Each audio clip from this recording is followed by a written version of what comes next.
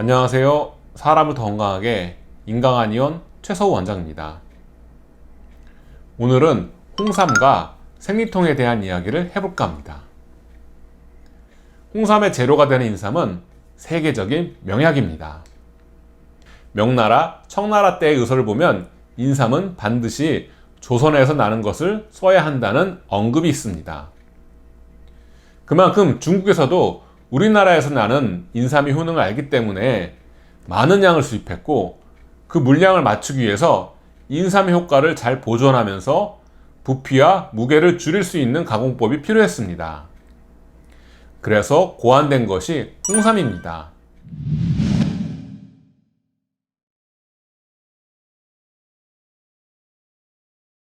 즉, 홍삼은 인삼을 찌고 말려서 운반하기 쉽게 만든 제품입니다.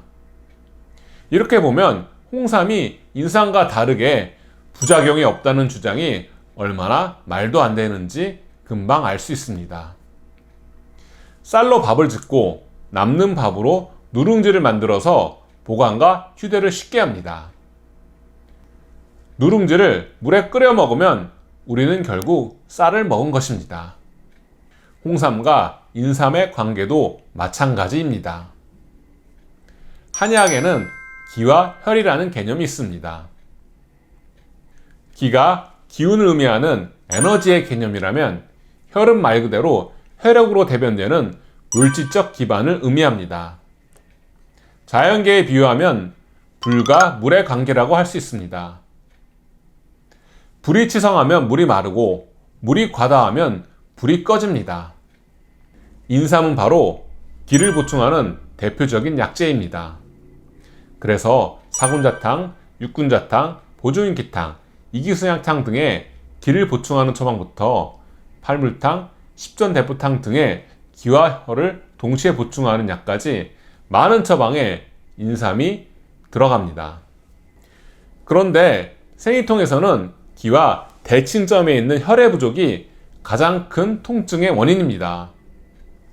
즉, 혈을 기본으로 기가 소통이 안 되는 기체, 혈이 뭉치는 어혈, 기와 혈이 동시에 부족한 기혈 부족 등이 생리통의 대표적인 병리기전이라고 할 수 있습니다.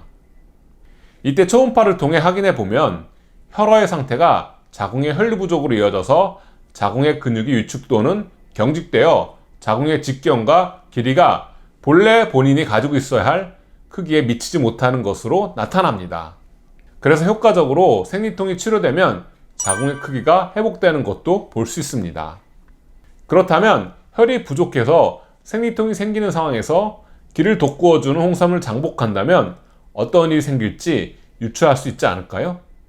한방의 모든 처방은 효과는 제대로 하고 부작용은 방지하는 구성원리로 만들어집니다.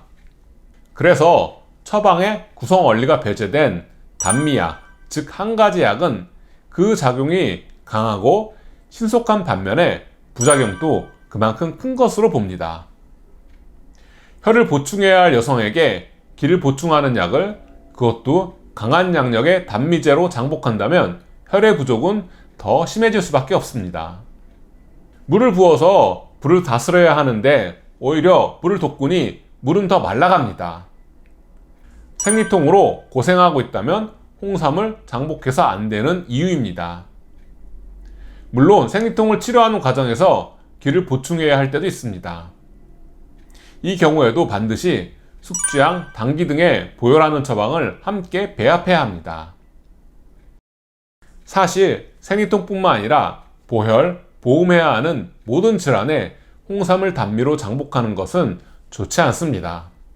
인삼은 한국의 자랑스러운 특산품이고 그만큼 강한 효과가 있으므로 정확하게 사용해야 하는 약재입니다. 또 인삼과 홍삼은 다른 약이 아니며 유통을 위해 제형의 변화를 가한 것에 불과하다는 점도 꼭 기억하시길 바랍니다.